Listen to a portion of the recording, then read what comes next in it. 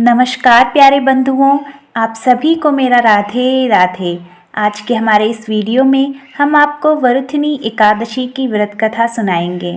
अगर आपको ये कथा अच्छी लगे तो वीडियो को लाइक करें। साथ ही अगर आप चैनल पर नए हैं तो चैनल को सब्सक्राइब करें, बेल आइकन दबाएं, जिससे हमारे हर वीडियो की नोटिफिकेशन आपको मिलती रहेगी।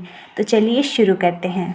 धर्मराज युधिष्ठिर बोले, हे भगवान, वैशाख माह के कृष्ण पक्ष की एकादशी का क्या नाम है, उसकी क्या विधि है और उससे कौन से फल की प्राप्ति होती है, सो कृपया पूर्वक कहिए। श्री कृष्ण भगवान बोले, हे राजेश्वर, वैशाख माह के कृष्ण पक्ष की एकादशी का नाम वरुथिनी है। यह सौभाग्य को देने वाली है। इसके व्रत से मनुष्य के समस्त पाप नष्ट हो जाते हैं और अंत में सुख मिलता है। यदि इस व्रत को एक अभागिनी स्त्री करती है तो उसे सौभाग्य मिलता है।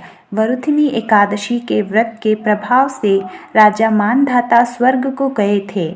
इस प्रकार धुंधमार आदि भी स्वर्ग को गए थे। वरुथिनी एकादशी के व्रत का फल 10 सहस्त्र वर्ष तक तपस्या करने के फल के बराबर है। कुरुक्षेत्र में सूर्य ग्रहण के समान जो एक भार स्वर्ण दान करने से फल मिलता है, वही फल वरुथिनी एकादशी के व्रत के करने से मिलता है।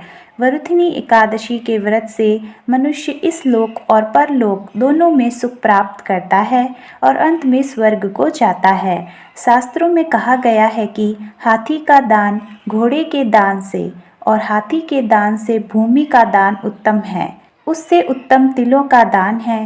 तिल से स्वर्ण दान, स्वर्ण से अन्न दान श्रेष्ठ है। संसार में अन्न दान के बराबर कोई भी दान नहीं है। अन्न दान से पितृ, देवता, मनुष्य आदि सब तृप्त हो जाते हैं। शास्त्रों में कन्यादान इसके बराबर बताया गया है। वरुथिनी एकादशी के व्रत से अन्नदान तथा कन्यादान का फल मिलता है। जो मनुष्य लाभ के वश में होकर कन्या का धन ले लेते हैं, वे परले के अंत तक नरक में पड़े रहते हैं या उन्हें अगले जन्म में बिलाव का जन्म ग्रहण करना पड़ता है। जो मनुष्य प्रेम से एवं धन सहित कन्या का दान करते हैं, उनके पुण्य को चित्रगुप्त भी लिखने में असमर्थ हो जाता है। जो मनुष्य इस वरुथिनी एकादशी का व्रत करते हैं, उनको कन्यादान का फल मिलता है। वरुथिनी एकादशी का व्रत करने वाले का दशमी के दिन से निम्नलिखित इन वस्तुओं को त्याग देना चाहिए।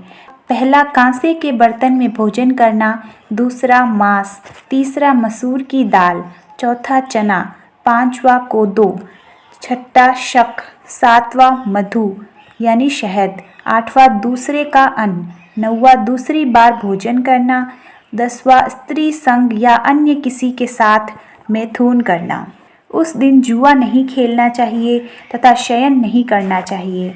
उस दिन पान खाना, दातून करना, दूसरे की निंदा करना तथा चुगली करना और पापियों के साथ बातचीत भी नहीं करनी चाहिए।